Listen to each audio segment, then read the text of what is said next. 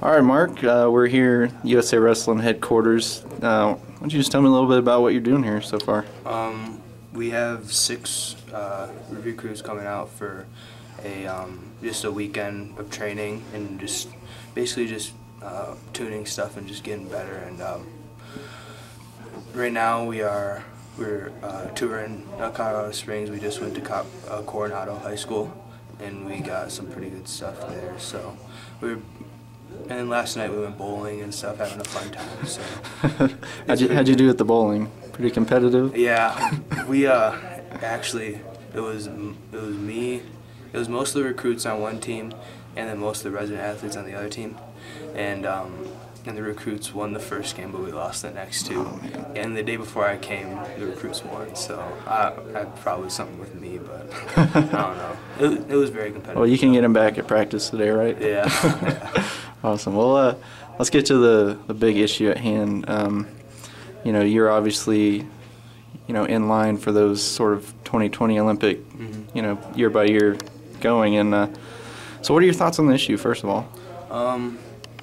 Right now, I'm not trying to worry about it too much. Like I still have tasks at hand that I have to take care of, and including high school wrestling season and off season like Fargo, stuff like that. But on the long-term run, I think like any time you take away like every little kid to ever step on a wrestling mat, like the ultimate goal is to be an Olympic champion, and now like they kind of like took that away from them. So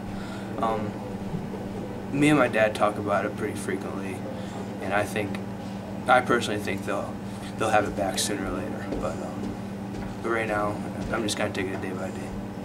Right. And I mean, that's probably the best attitude to take about it. I mean, does it affect your dreams at all? I mean, the idea that the ultimate goal could be taken away. Yeah. I mean, you're obviously a high caliber wrestler, so yeah.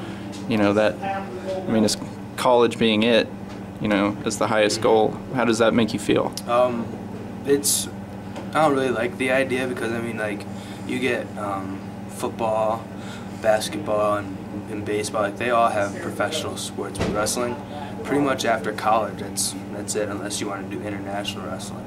Like, there's really no peak just in the United States, except for the Olympic trials and going to the Olympics for your country. So it's kind of hard thinking about, like, but I think I don't know.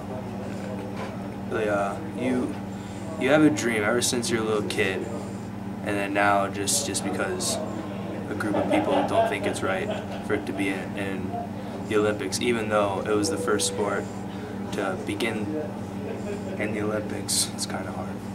Yeah. Well, let's take it back to you a little bit. Can you give me a little recap of what's coming up for you? I mean, any big national tournaments you're wrestling in, or anything like that? What are your plans coming up?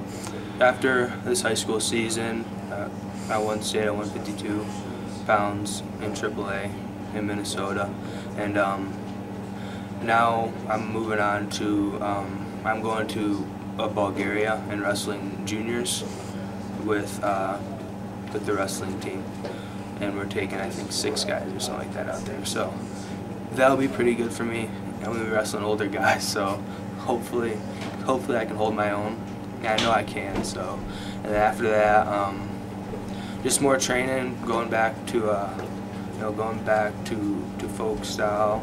I think you always have to keep folk style in the back of your head. Mm-hmm. And then probably Fargo would be the next big tournament for me. And then before wrestling season starts, I always do a 5-week span of just toughest preseason tournaments in the country. So that's one thing I'm always excited for. So. Awesome. Well, I look forward to seeing you there in the future, and good luck to you, man. Thanks.